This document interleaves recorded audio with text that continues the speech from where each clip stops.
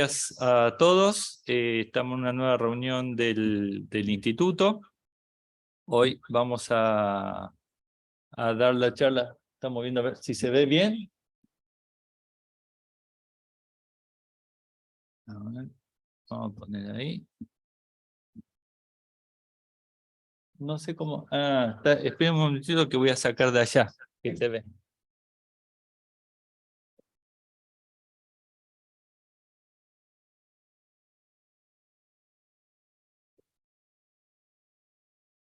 Principalmente para los que están acá en el auditorio. Por Zoom se ve impecable, ¿eh? Sí, genial. ¿Ustedes ven bien? Cualquier cosa, si se quieren acercar, no hay problema, ¿eh? Bueno, el tema que íbamos a manejar en el día de hoy, todo el contexto de lo que son los ruidos molestos y el tema de la basura, principalmente en el tema de lo que es la parte de consorcios o edificios.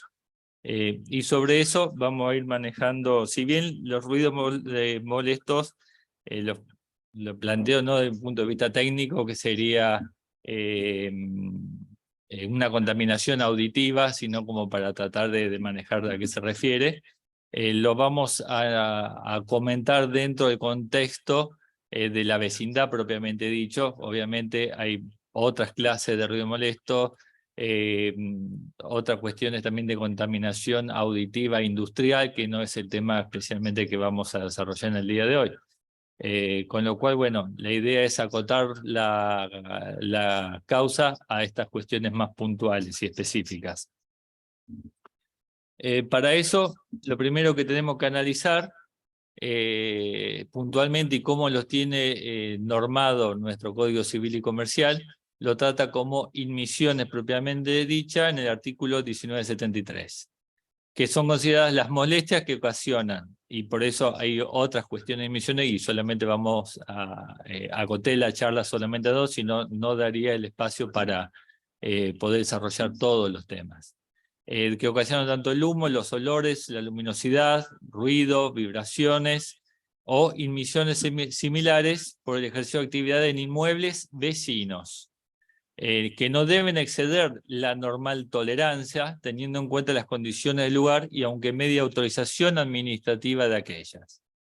Según la circunstancia del caso, los jueces pueden disponer la remoción de la causa de la molestia o su cesación, y la indemnización de los daños para disponer el cese de la inmisión.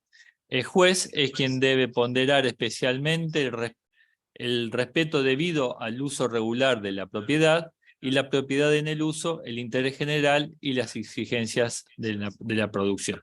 Si bien este es un artículo más general, que es más abarcativo de varias cuestiones, también es muy aplicable al tema que vamos a desarrollar hoy, que son cuestiones que tratar de verlo dentro de lo que es la parte de la práctica, que es lo que queremos llevar dentro del instituto, como también de nuestros tribunales que están dictaminando al respecto. Pero es viable en darle el marco jurídico de lo que surge, y especialmente está contemplado en este artículo esencial. Con lo cual debemos determinar qué son las inmisiones propiamente dichas, para lo cual se denomina o la podemos conceptualizar como las propagaciones de factores que perturban causados por la obra del hombre, y eso hay que caracterizarlo, porque no están comprendidas justamente las causas naturales, de ya sea lo que sea, genere ruido, lo que se genere como en forma por olores o generen humo. Tampoco se protege el uso anormal de las cosas, es decir, se considera el uso por parte de una persona, obviamente estamos hablando de alguna maquinaria cuyo uso sea en forma normal, no se considera que está dando esa inmisión, sino que debe generarse a través del uso normal, en el caso del ruido, que se genere dentro de un contexto normal de la situación. No es un tema menor que dicho ruido, o principalmente ruido, estamos puntualizándolo, que se requiere que provenga de un inmueble. Cuando hablamos de un inmueble, es decir, que no significa que quien genere el ruido esté determinado hacia un inmueble determinado, sino que se establece dentro de lo que es el marco de la tolerancia o la vecindad propiamente dicho. Y cuando hablamos de vecindad, no hablamos del inmueble inmediatamente contiguo, sino que puede estar separado, pero ese ruido también genera esa eventual molestia propiamente dicho. ¿Por qué? Porque la inhibición, de cierta forma, lo que se maneja son las limitaciones al dominio que están íntimamente relacionadas a la relación de vecindad.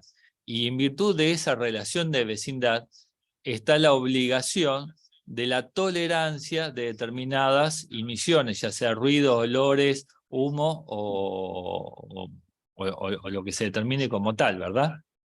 Tenemos, por una cuestión de social, principalmente esto obviamente en las ciudades, de la obligación de cierto grado de tolerancia en todas estas cuestiones. Y por eso tenemos inmisiones también, lo que sean, podemos desarrollarla como inmisiones materiales o ideales. Dentro de las materiales, y que no sería una emisión que estaría sujeta a estas cuestiones, es, por ejemplo, la colocación de material en un fundo o en un terreno contiguo. Eso no se considera una inmisión, sino se aplica otro análisis desde el punto de vista legal. Sería ya una cuestión de una ocupación indebida de un inmueble en caso de poner materiales.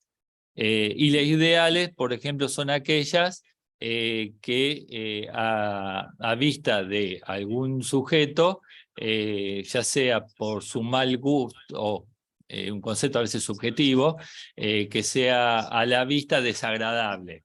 Bien, eso no estaría comprendido dentro de las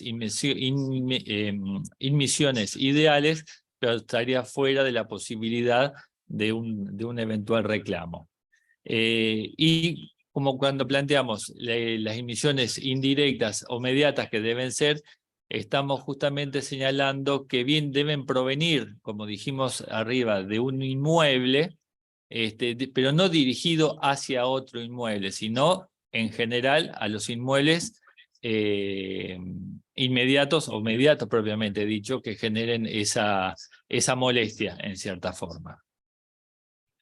De ahí que tenemos que hablar de lo que es la tolerancia, que es una tolerancia normal. Y este es el ABC, digamos, para el análisis y qué tener en cuenta de qué se considera una tolerancia normal. ¿Por qué? Porque acá se juega mucho el concepto subjetivo. A lo mejor lo que es tolerable para uno es insoportable para el otro.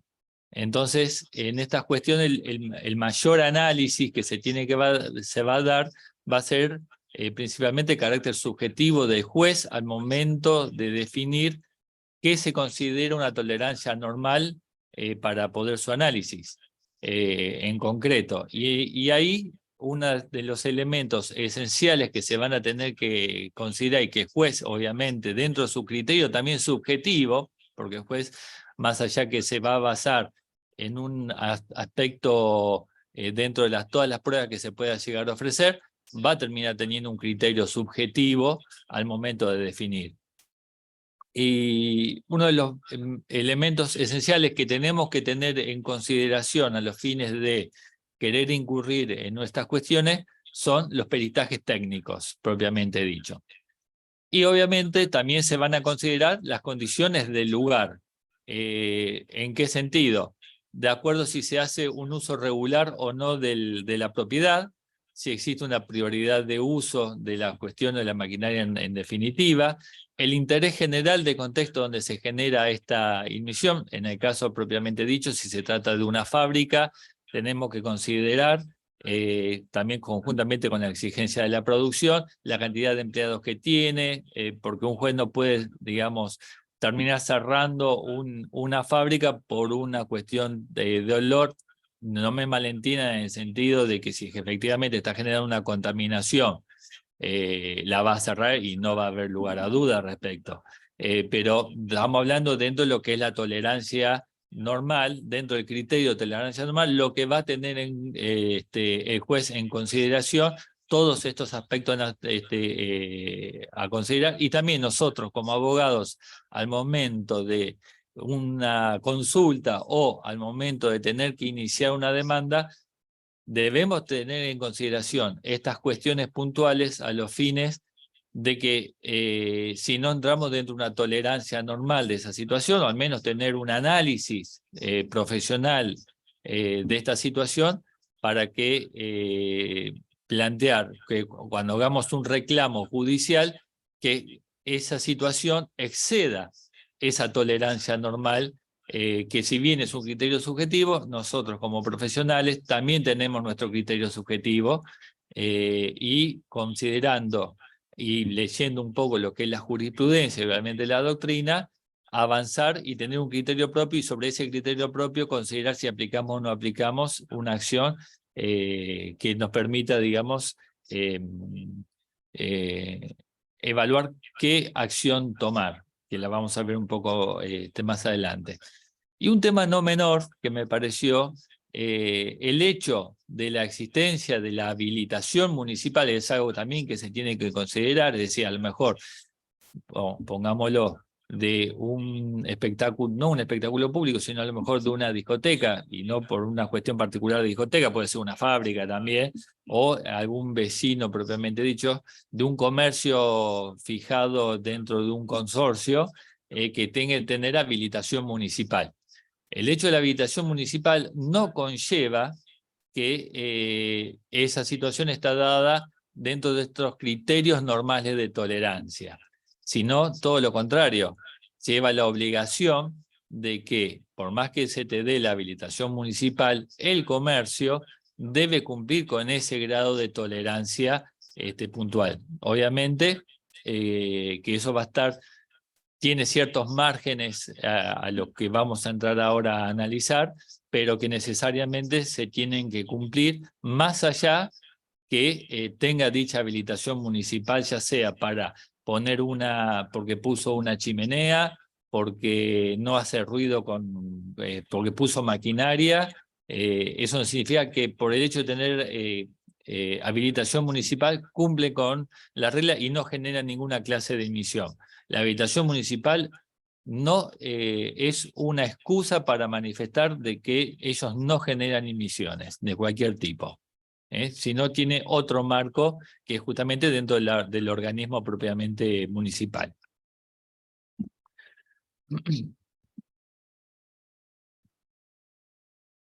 Y no sé por qué no voy para arriba. A ver.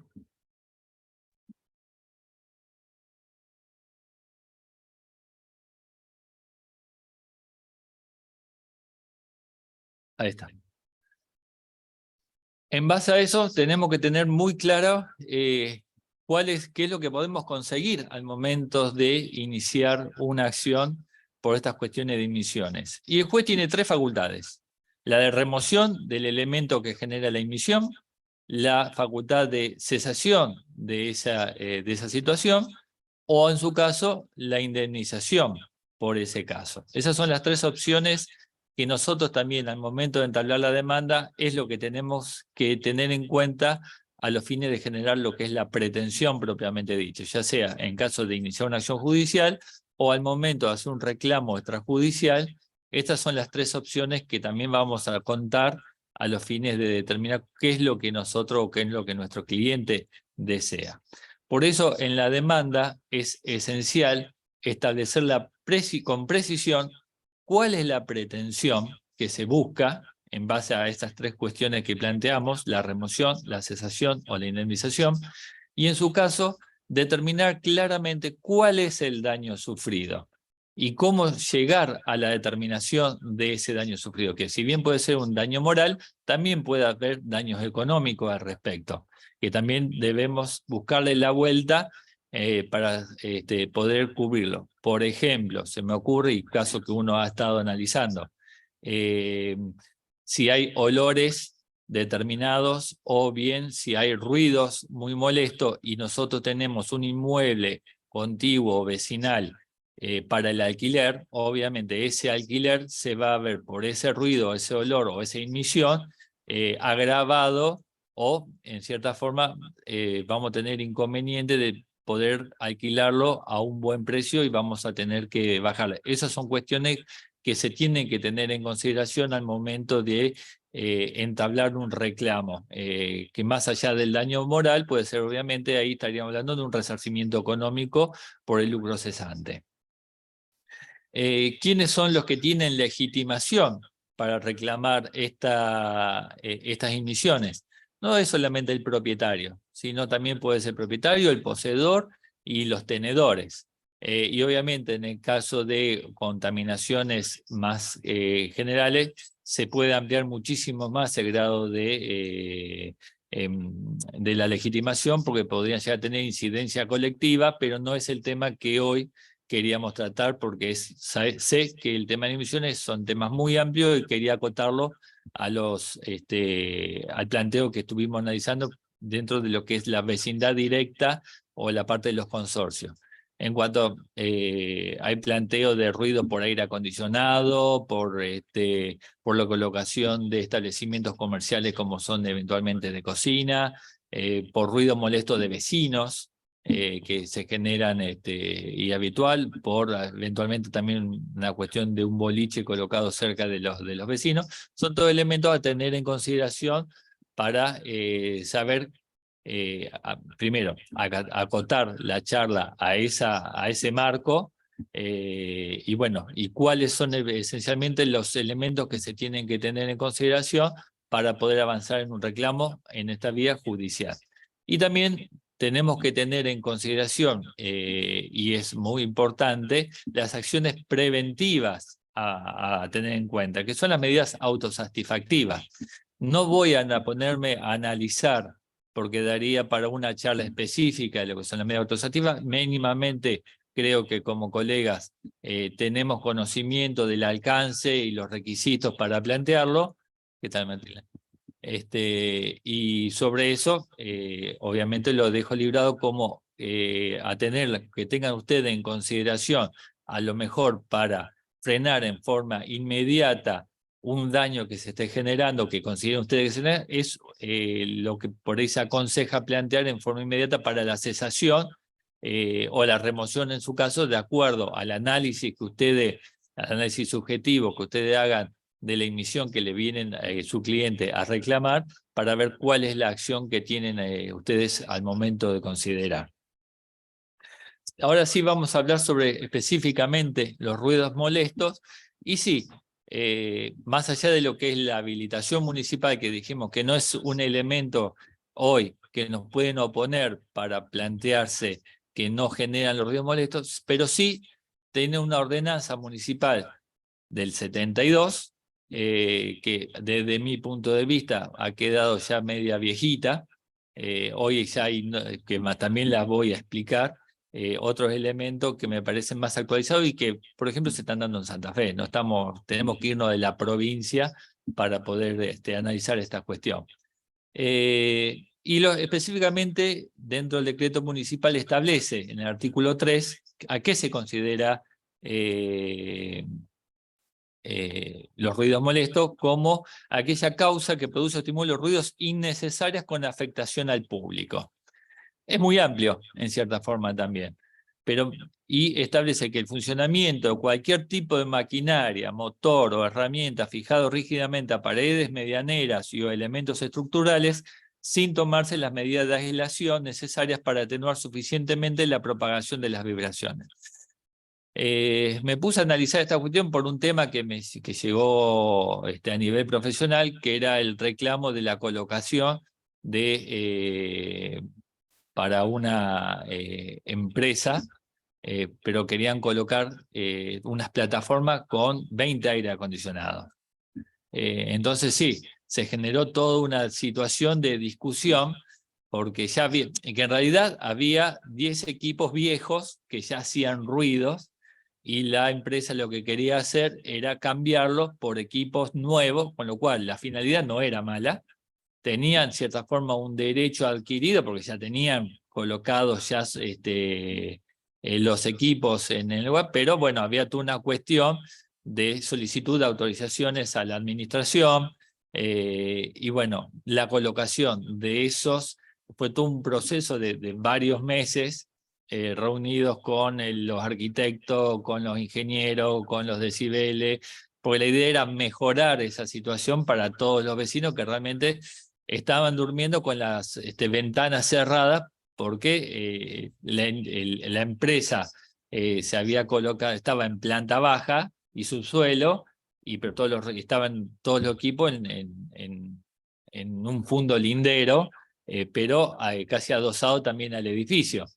Entonces eso generó todo un verdadero problema que, bueno, lo fuimos, creo que solucionando, por lo menos llegamos a un navegable acuerdo sobre cómo llevar a cabo con mucha participación también por parte de los consorcistas,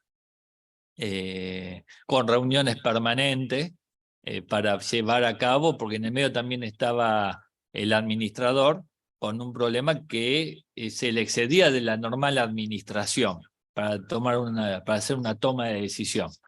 En ese sentido me parece que llegamos al mejor acuerdo posible. No voy a decir las partes por una cuestión también de confidencialidad, y me parece que no es el caso a traer. Pero sí, ¿qué es lo que se tuvo en cuenta?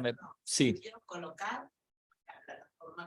Sí, sí, se colocó en un lugar determinado, con determinada separación del edificio a los fines porque estaba hecha la posibilidad de que así sea.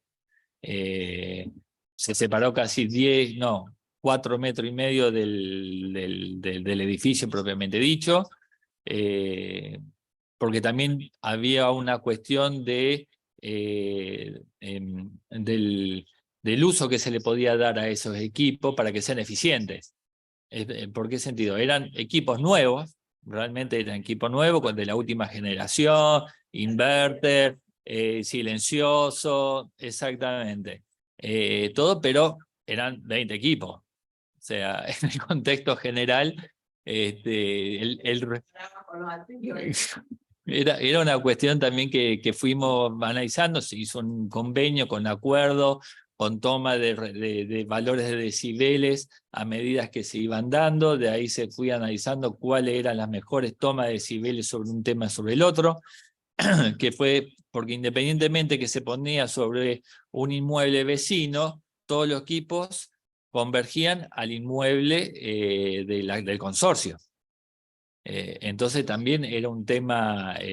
Perdón, ¿y al vecino no le afectaba? No, porque ellos eran propietarios. Ellos eran propietarios de un fondo particular, propio, donde no estaba sujeto a propiedad horizontal, pero también eran propietarios de una unidad del consorcio que sí se le aplicaba el reglamento con propiedad horizontal y donde sí tenían que tener el consentimiento. Si bien toda la estructura y todo se planteó en el fondo propio, pero los ruidos también afectaban al inmueble, donde ellos también eran propietarios del inmueble de la unidad del consorcio. No es que lo habían alquilado. Entonces la situación también era un poco más complicada también a considerar, a tener en cuenta. En un comienzo lo habían adosado al inmueble del consorcio, que ahí fue donde se generó, digamos, el conflicto. Terminamos decidiendo separar esa estructura, esa plataforma, y que se coloque ellos en un lugar separado por otras cuestiones también, porque estaban afectando la salida de refrigeración y también de aireación de las calderas del edificio, que eso podía llegar a generar otro problema más de peligro. Bueno, fue todo un análisis de armar y desarmar que todavía... Sí.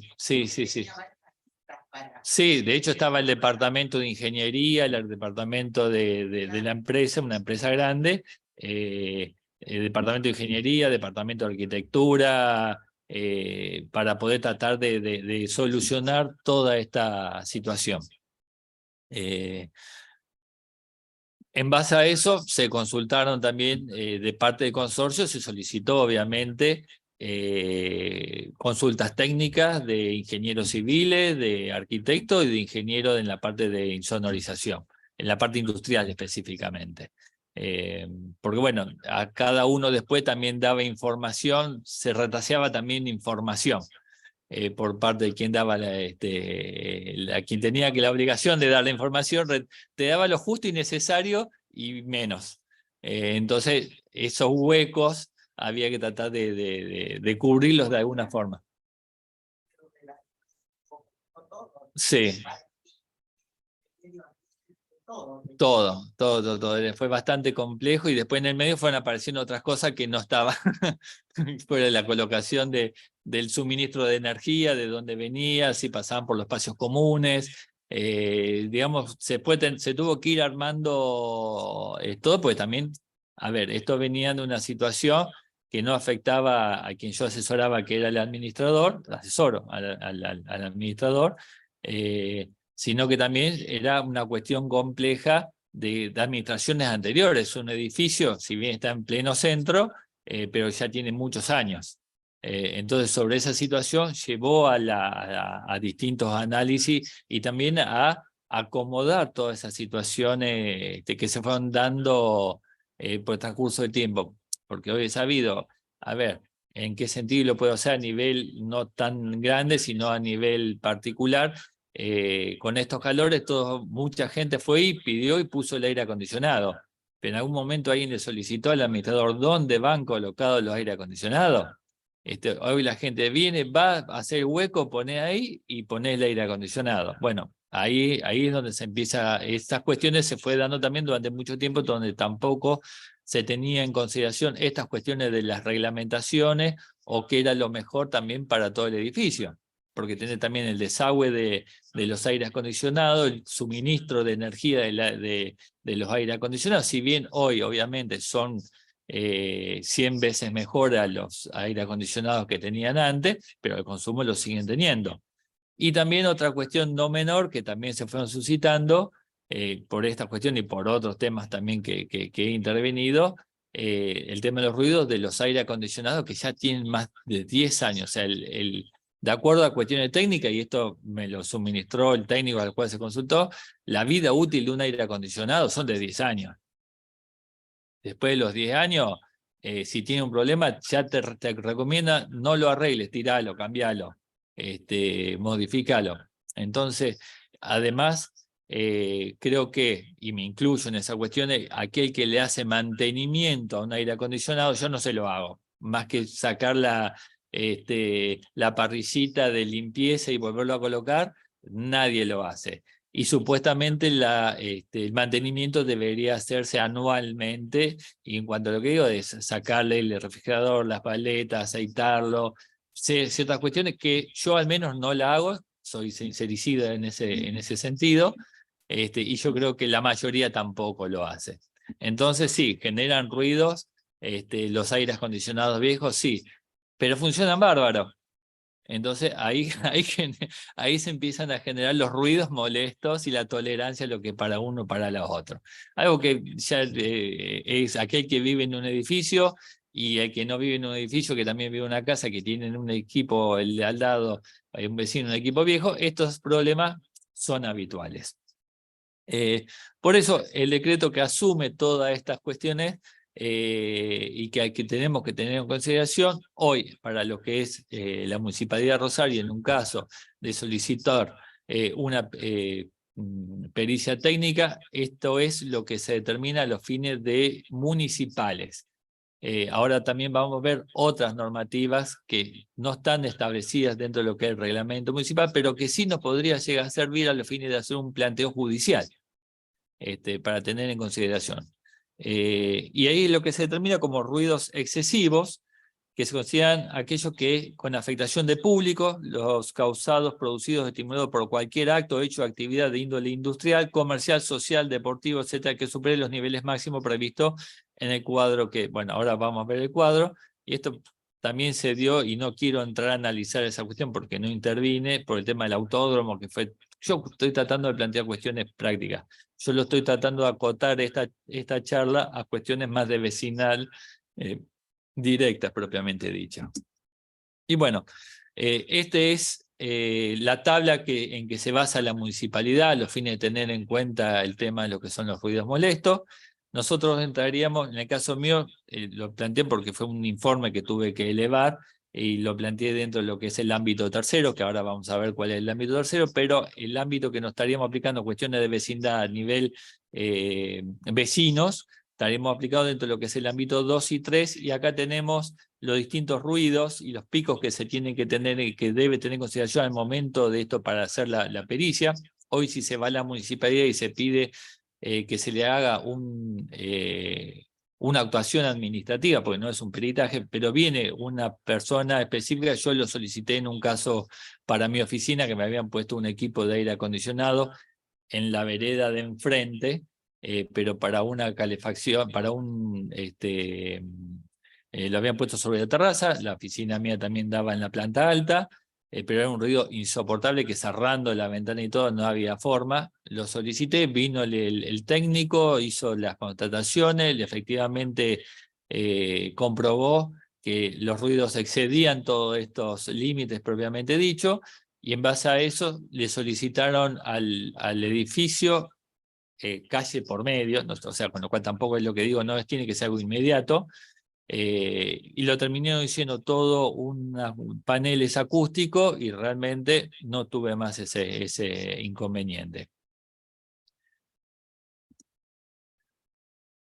Este es el medidor que establece la normativa, que es un instrumento estándar de niveles sonoros, que son aprobados por el Organismo Internacional de Estandarización y debe utilizarse con la red de estándar de compensación AP. Ahí establece cuáles son los niveles promedio en cuanto a lo que es un máximo tolerable, llamado ruido ambiente, luego los niveles permitidos para los picos frecuentes entre 7 y 60 horas, que se observen por encima del ruido ambiente. Por último, se han establecido los picos poco frecuentes, considerando como tales a los valores que, excediendo claramente el promedio ambiente, solo se producen entre 1 y 6 veces por hora. En todos los casos se establecen límites distintos para horas del día, de 6 a 22, y de la noche de 22 a 6. La forma de tomar esta, de acuerdo a lo que tuve la oportunidad de analizar y de constatar de una forma, esta ha quedado en ciertas, no es mala, o sea, no me malentiendan, pero hay hoy normas mejores para tomar distintos tipos de ambiente, porque de la forma, de acuerdo a cómo se tome, y los valores y los ruidos que se toman, pueden variar en forma considerable, y eso es a veces muy a ser tenido en cuenta para quien toma. Eso es algo muy técnico y profesional de la persona que toma estas mediciones puntuales al respecto. Por eso hay que tenerlo en consideración.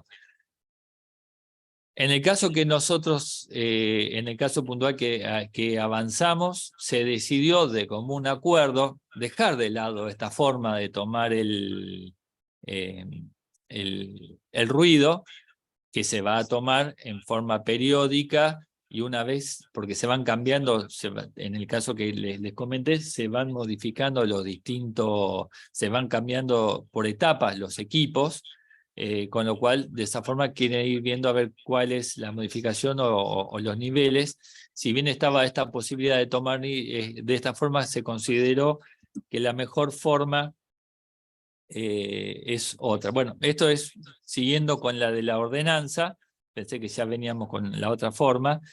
La forma de tomar con los medidores, con la escala de compensación que te digo, y dentro del ámbito que lo planteé, que es la parte de abajo, que es el ambiente 2, que es el de vivienda, y se incluye en el mismo de zonas residenciales, alrededor de colegios y zonas de negocios pequeños, y el mixto, que comprende los alrededores de grandes negocios y edificios de departamentos que coexisten generalmente también con los negocios. Los consorcios por lo general están, y los edificios están más ligados al ambiente 3 propiamente dicho, del ámbito 3, a los fines de tomar en consideración la toma de los niveles en caso de que se realice dicha medida, ¿verdad?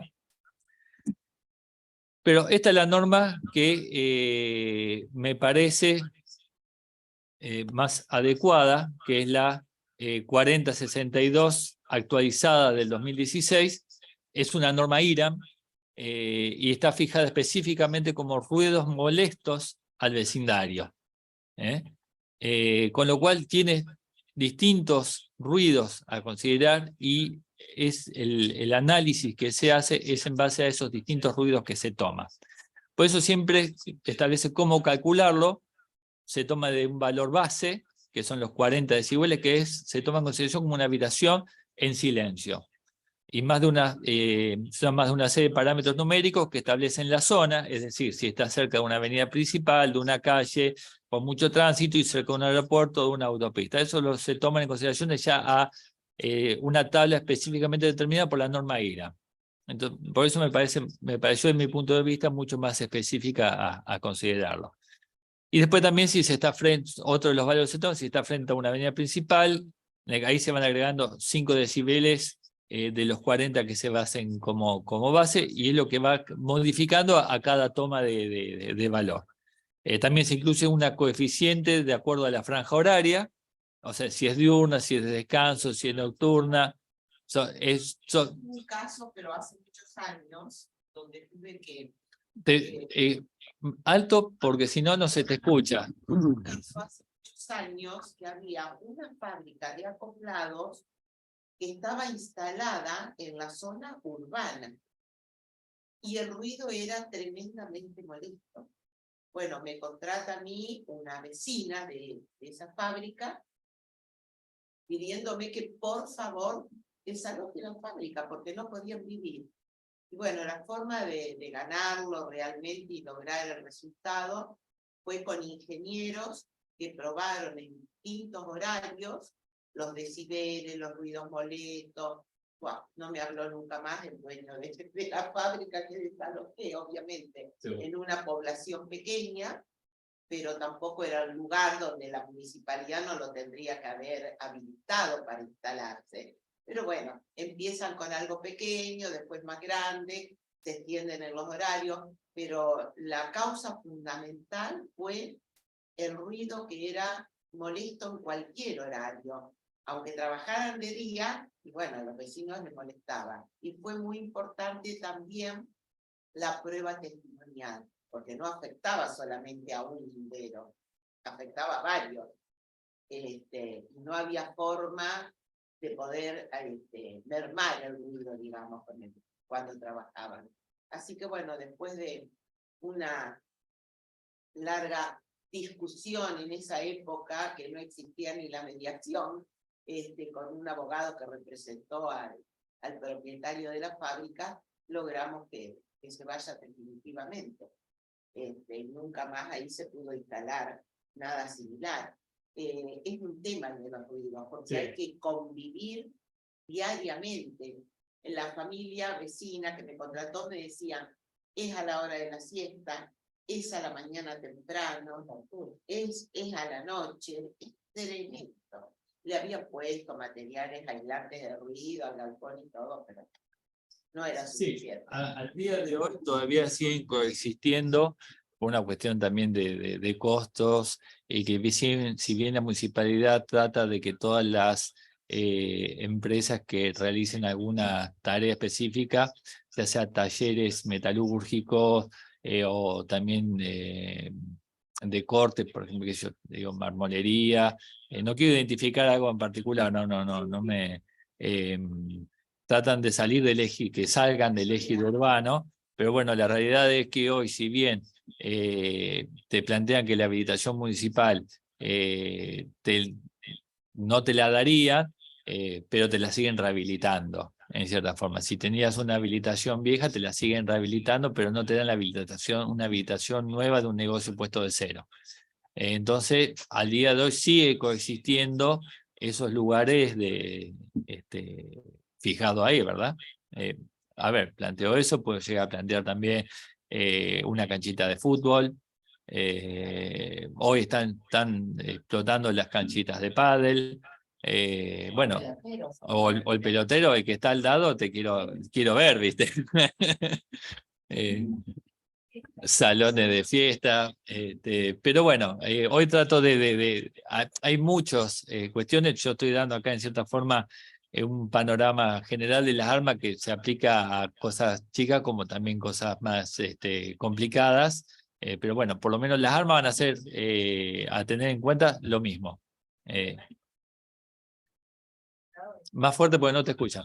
Más problemático.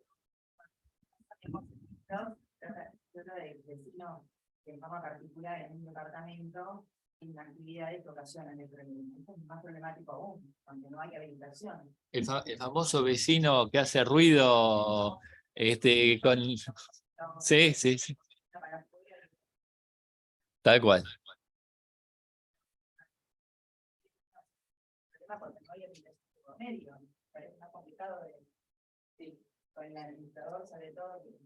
Sí. Bueno, en base a estos cálculos que estuvimos hablando, en lo que es el valor base, la ubicación, la franja horaria y el contexto donde está, lo que se establece es un ruido, sería un ruido calculado.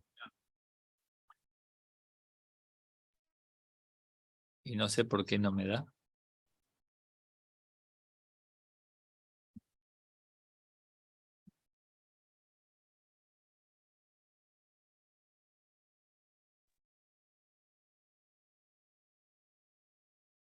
No me da, no me cambia la...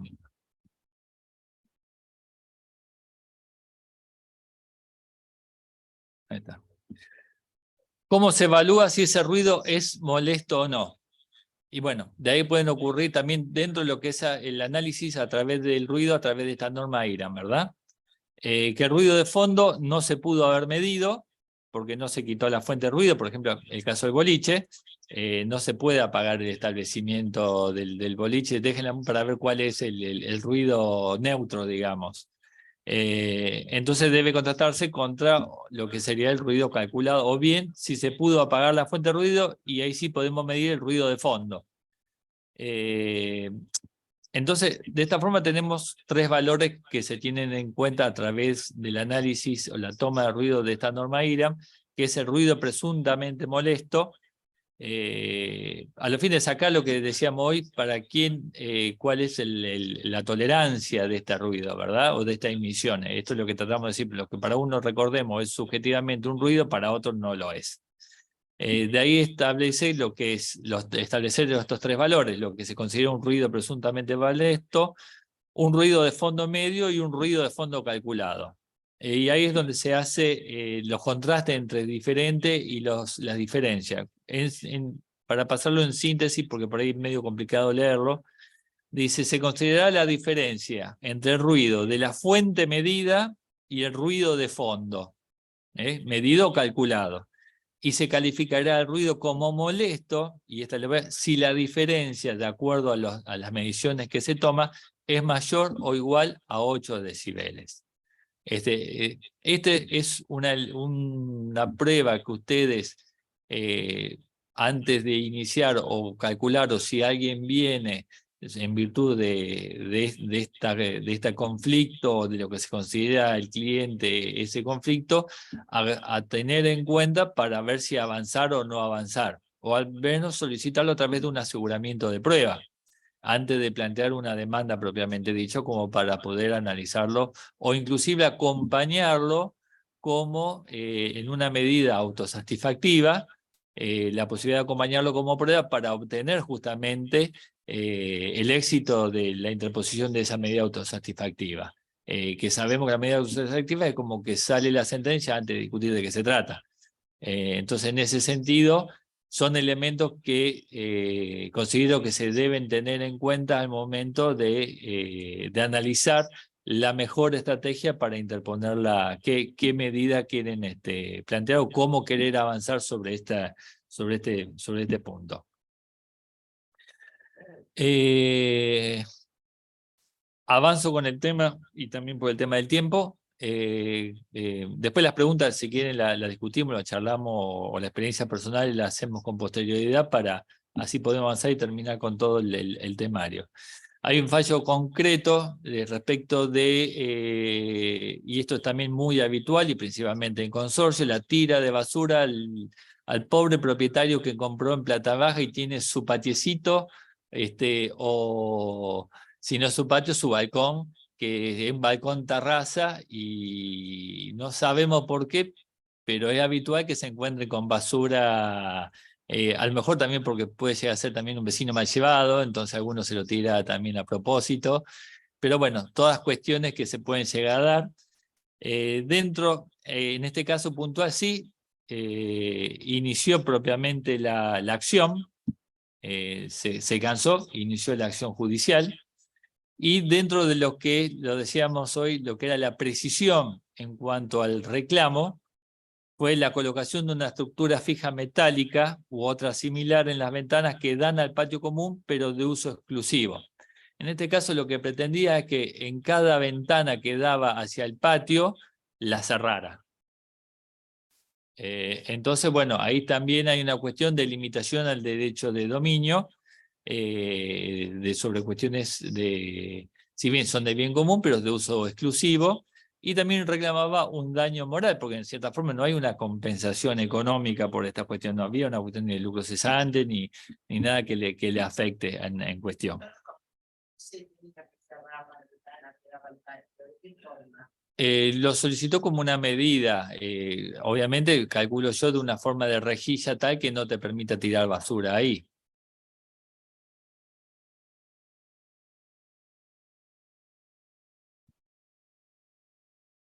¿De en qué prueba se basó a los fines de solicitar esta medida? Y bueno, en virtud de un montón de notas presentadas a la administración sobre esta situación, por su análisis en cuanto al tirar esta basura que se trataron específicamente en asambleas, donde puntos como orden del día de la asamblea, en virtud de la paciencia de esta buena señora, de continuamente solicitarle al consorcio, pero no por eso es algo que debemos nosotros asesorar también, porque estamos dentro de lo que es la propiedad horizontal, hay un administrador, hay un consorcio, y hay quien se debe dirigir los reclamos respectivos, más que en forma individual. También que dentro de lo que es la liquidación de expensas establecía el propio administrador cuáles eran las normas de convivencia. Recuerden que esta demanda fue interpuesta contra el consorcio, más que contra la persona individual. Y es un tema no menor para que veamos cómo viene el resultado de esta demanda. También una constatación por oficial de justicia, donde específicamente determina y constata lo que le tiraban en el patio a este actor, las pruebas fotográficas de estas situaciones, donde también planteaba todo lo que se le tiraba. O sea, fue un cúmulo de pruebas que fue agregando en este tema. Declaraciones de vecinos también, como bien decías vos, de testigos al respecto. O sea, la verdad fue un cúmulo de pruebas que uno lo considera abundante en ese sentido, como para darle asidero a la demanda. Lamentablemente, en primera instancia se la rechazaron. Por cuestiones tal vez, primero, a quién iba dirigida, no estaba individualizado la persona, a quién se le hizo, no se individualizaba la persona específica que tiraba o generaba ese daño. Tampoco se podía determinar que provengan, de qué piso venían específicamente. De las testimoniales, tampoco estaban con puntual, no se generaba que era fulano o de tal piso, de tal unidad que se tiraran o no. Y también que ordenar la colocación en cada una de las ventanas afectaba el derecho de propiedad de cada uno. En virtud de estas situaciones, el juez de primera instancia decidió rechazarlo. Obviamente fue a la Cámara, y la Cámara sí la revocó a la sentencia. Y tomó en consideraciones otros parámetros más generales sobre la cuestión. Y de ahí lo leo, dice, la lógica más elemental, me parece que con sano criterio la Cámara, como lo manejó, la lógica más elemental y la experiencia más ordinaria nos señalan que es muy difícil descubrir el momento justo en que esos sujetos incivilizados que habitan en los pisos superiores de edificios de propiedad horizontal deciden realizar esas acciones deplorables como arrojar basura y objetos, que dañan sin sentido alguno a sus vecinos. Sería el colmo exigir al damnificado una vigilia permanente filmando, fotografiando al autor de tales actos en el momento preciso en que se ocurre o ejecutan la acción. Totalmente lógico. Como así también lamentablemente que tampoco abundan los vecinos solidarios que colaboran a individualizar a aquellos insociables. Con el famoso criterio que al día de hoy, esto es una sentencia ya de varios años. Paulo, ¿de qué cámara es? ¿Circuito o alguna Circuito. sala civil? Después te la digo, la tengo, después la acompaño. Listo. Pero un análisis que al día de hoy, si bien ya tiene varios años, es muy actual, en el sentido de, y creo que hoy más en días todavía, si a mí no me perjudica, ¿qué me importa? Una síntesis más actual que ha perdurado por más de varias décadas, esta es la realidad que hoy nos atañe, ¿verdad? Y en cuanto a lo que es el daño moral propiamente dicho, ya que surgen evidentes padecimientos, se lo hace al lugar, pero me parece importante cómo lo cerró la Cámara en este sentido, ya que son padecimientos que sufre por conductas desaprensivas de arrojarle basura a esta actora y que le impiden el uso y gozo pacífico y normal de dicho lugar conforme al destino, que es el destino de vivienda, y que obliga a su vez a esa parte a limpiarlo, cuestión de que no lo generó esa propia persona. Entonces, en virtud de estas situaciones se lo hace al lugar, le plantea el daño moral conforme al Código Procesal Civil, y el demandado deberá abonarle una suma de dinero que lo fijó en su momento. Hoy los valores realmente son irrisorios, sí, se hubiera puesto, pero excluye, y esto me parece importante, y también al momento de poder solicitarlo, excluye a la actora en la liquidación de expensa a pagar esos daños. Que si bien es, porque por lo considerarlo algo que es puntual e individual a la persona que sufre el daño, que no también tiene que, o sea, la liquidación de expensa, sabemos que si bien es una demanda contra el consorcio, que se le aplican al consorcio, si la está pagando, se está pagando su propio daño moral. Entonces, específicamente la excluye en cuanto a la liquidación del pago de ese daño moral específico. Ahora, en cuanto a lo que es la colocación de la estructura, ahí bien analizamos de la acción preventiva y nos volvemos a tratar lo que era la medida autosatisfactiva también como un elemento a considerar y tener en cuenta al momento de plantearlo. Ya Peirano establece que la acción preventiva es aquella que persigue evitar el acaecimiento de la repetición de esos daños potencialmente posible conforme un orden normal y corriente de las cosas a partir de una situación fáctica existente. Todas situaciones que se van dando y que tenemos que tomarla nosotros en consideración como una herramienta jurídica útil al momento de hacer cesar, al menos en forma mediata o inmediata, el daño propiamente dicho al respecto.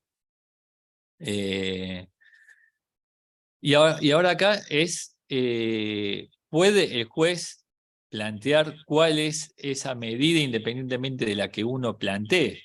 Y está dentro de lo que esa tutela preventiva también puede quedar a criterio subjetivo del juez, en ese caso, sobre cuál es la mejor tutela para tratar de remediar o frenar ese daño que se está causando.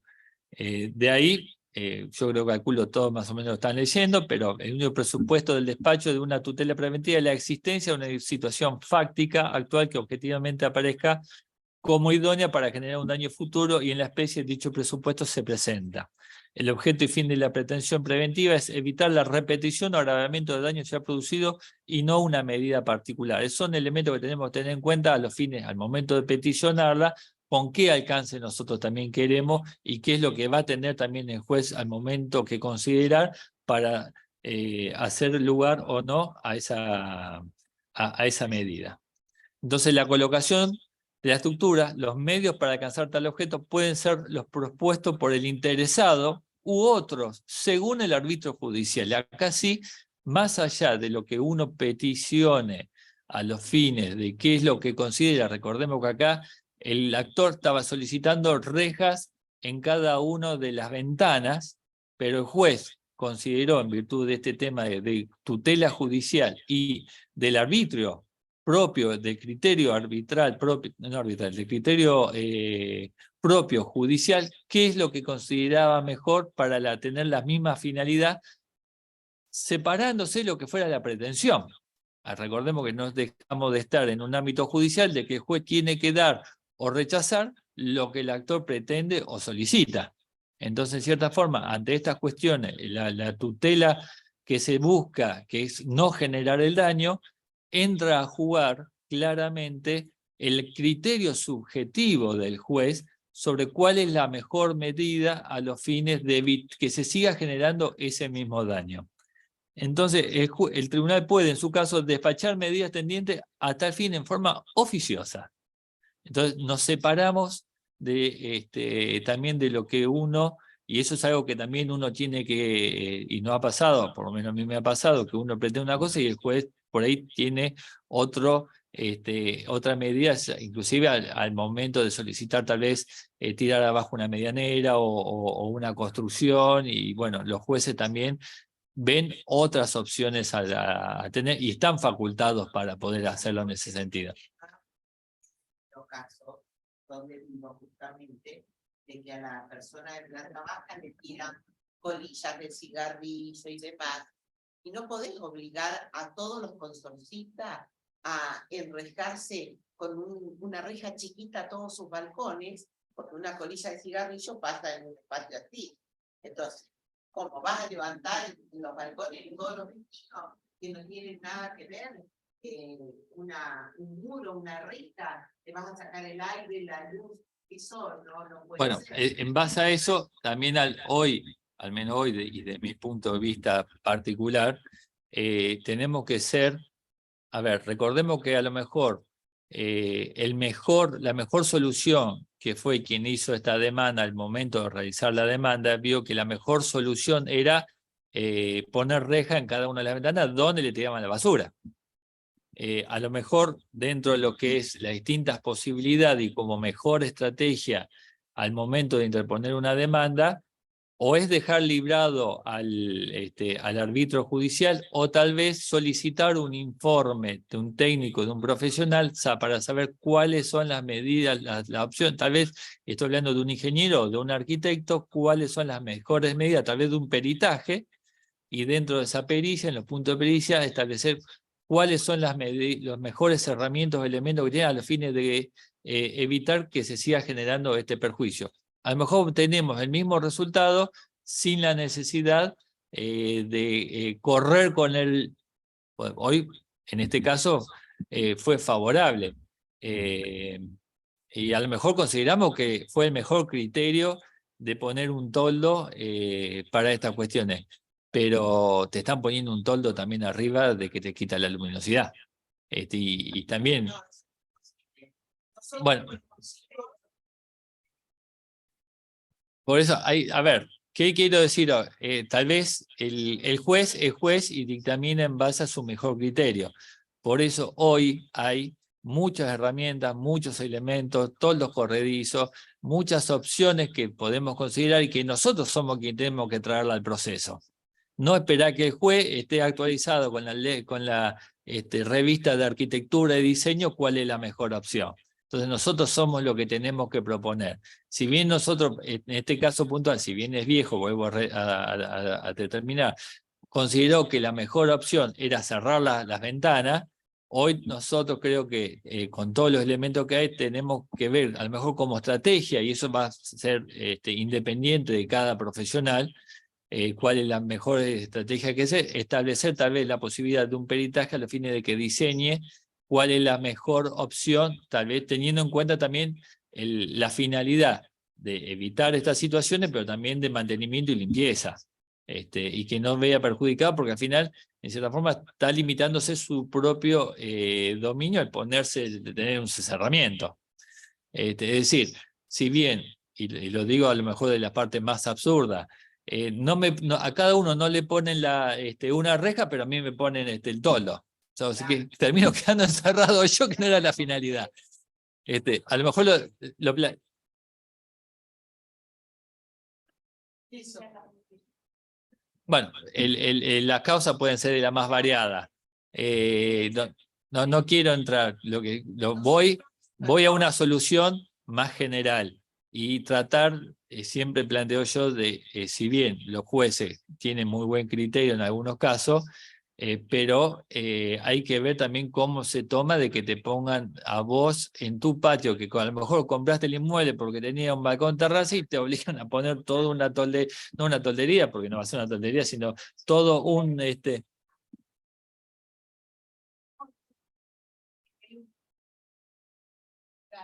Yo lo que haría en este caso, si me viene un tema así, lo dejaría librado, inclusive para no ser yo quien solicite qué se tiene que poner. Soy más, hoy hay profesionales, a ver, diga al profesional qué es lo mejor. Y en su caso ofrecerle al juez, mire, le damos esta opción, esta opción y esta opción. Elija una de todas estas, o la más menor, o te permite en cierta forma también poder ir discutiendo con la otra parte cuáles son las mejores opciones. No necesariamente tenemos que llegar a una sentencia. A lo mejor con un peritaje, con un informe técnico de cuáles son, evitás ir a una sentencia. Hoy hay que también manejar, no iniciar un juicio y esperar que hasta que nos salga la sentencia no vemos qué hacemos. Bueno, veamos nosotros ir aportando elementos, la posibilidad de que se vean aportados elementos para tratar de conciliar o llegar a una solución sin tener que llegar eventualmente a una sentencia. Hoy tenemos que ser proactivos en nuestra actividad y no limitarnos a pongo ruido, que me diga una sentencia, que me lo frenen y voy hasta la sentencia no paro. Por lo menos ese es mi punto de vista y es lo que uno trata de día a día sumar a la profesión, ¿verdad? En este caso, la colocación de un toldo metálico con paneles movibles sobre el patio de la unidad de propiedad. Esto es lo que terminó dictaminando el juez. Y a la altura del piso de la primera planta, y le planteó bajo apercibimiento de astraente. A su vez le obligó la limpieza de este toldo en forma cotidiana. Ese fue el fallo que yo después se lo pongo a consideración. Todo esto va a estar grabado, está subido en el canal de YouTube.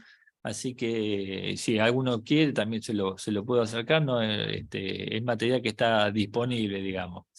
O el fallo, si quiere, yo después lo pongo en el grupo de WhatsApp al fallo y ahí lo pueden consultar si quieren. No hay drama. Bueno, eso en cuanto a lo que es el tema vamos a ir apurando. Específicamente, y ahí sí también por el tema de ruido molesto, pero más allá de ruido, a lo mejor el famoso vecino molesto que empieza su show a las 2 de la mañana, también he tenido casos al respecto, que he ido a mediar sin éxito a la municipalidad de Rosario, cuestiones de que se iba a dormir temprano a las 10, pues se tenía que levantar a las 4 o 5 de la mañana para poder trabajar, y vecino que venía y arrancaba su día a las 2 de la mañana con volumen alto, con fiesta, con reuniones, que no dejaban dormir. Sumado a que las presentaciones, miles de presentaciones en nota consorcio al administrador, que el administrador tampoco daba eco, dejaba una nota en el ascensor y no le hacía ninguna otra situación, con lo cual el propietario se veía afectado en el sentido, ¿qué hago? Porque fui a las mediaciones, era 1 o 2 días se portaba bien, por así decirlo. En este caso concreto era una persona que tenía problemas de adicción, así que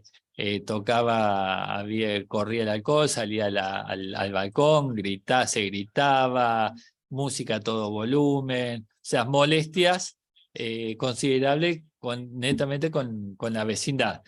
Y bueno, hoy no, nuestro código establece cuál es la herramienta específica que puede valerse cualquier profesional en este sentido, y que se establece en el artículo 2069 dentro del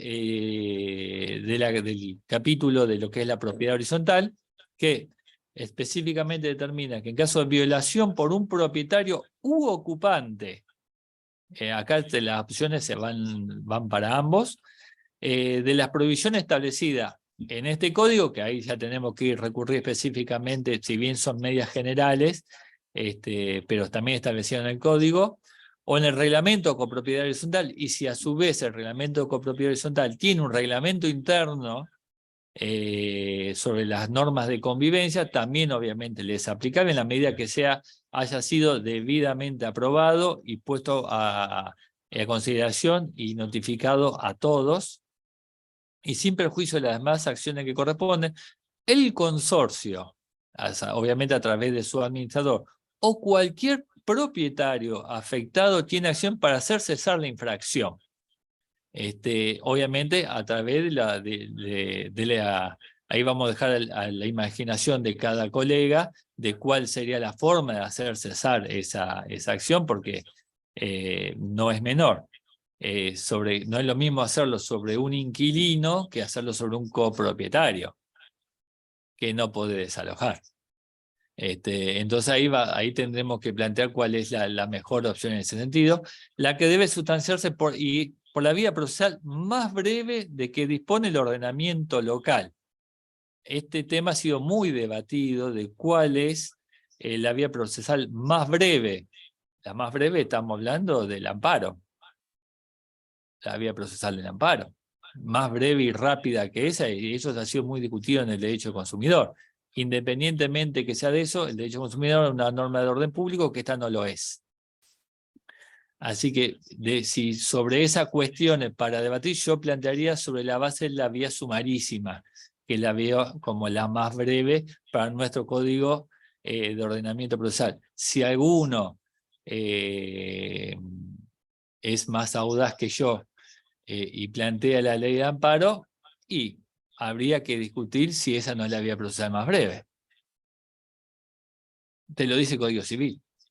Está bien, el Código Civil es una norma de fondo, estamos hablando de normas de procedimiento, pero bueno, ahí quedará a criterio, eso sería para una charla del Instituto de Derecho Procesal, que tenemos a Analía Badaró presente y se los vamos a transmitir para que la discutan, a ver qué opinan al respecto.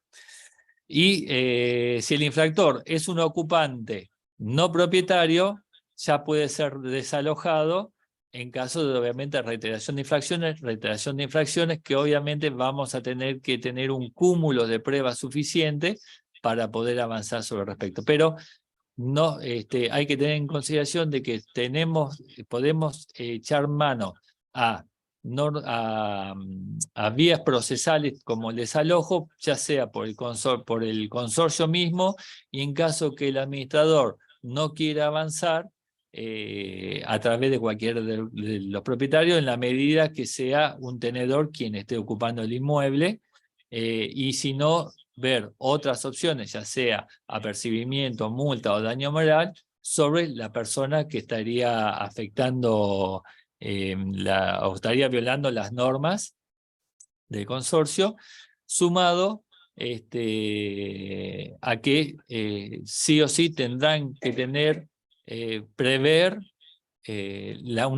una cantidad de pruebas suficiente como para que sea viable la pretensión que ustedes solicitan, porque vuelvo a analizar que van a tener que correr contra lo que es dos temas muy puntuales, que es lo que es tolerable, qué consideramos la tolerancia normal para cada uno, y sujeto a qué pruebas vamos a tener para que efectivamente eso nos haga. Con lo cual caemos en un criterio subjetivo que tenemos que tratar de plantear un cúmulo de pruebas suficientes para que esa subjetividad, al momento de interponer la demanda, nos sea favorable y no sea rechazada en ese sentido. El actor es el causa, ¿no? O sea, el legitimado pasivo. No activo, ¿quién es? El perjudicado, Claro. el consorcio o el administrador. vos como copropietario podés reclamar si hay alguien que está incumpliendo las normas prohibidas, o ya sea en el código, en el reglamento o en el reglamento interno debidamente aprobado por asamblea, la acción será la que tal vez en esos casos lo que yo suelo aconsejar es que se solicite una asamblea extraordinaria a los fines de que le planteen al administrador cuál es la mejor vía que considere. Igualmente el administrador va a tener que valerse toda esta prueba antes de iniciar cualquier demanda.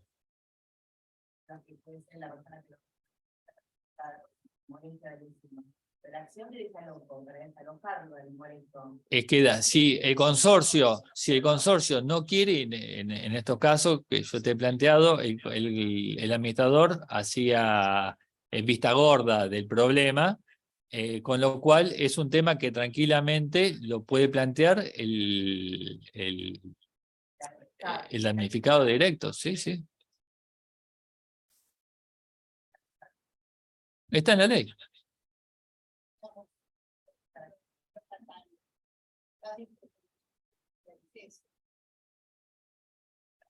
Yo creo que en cierta forma podría eventualmente plantearlo, porque es el damnificado directo. Pero tendría que hacerte bien una medida previa de qué carácter está ocupando esa persona el inmueble que genera ese daño. Y tener un cúmulo de pruebas suficientes de que está generando ese daño.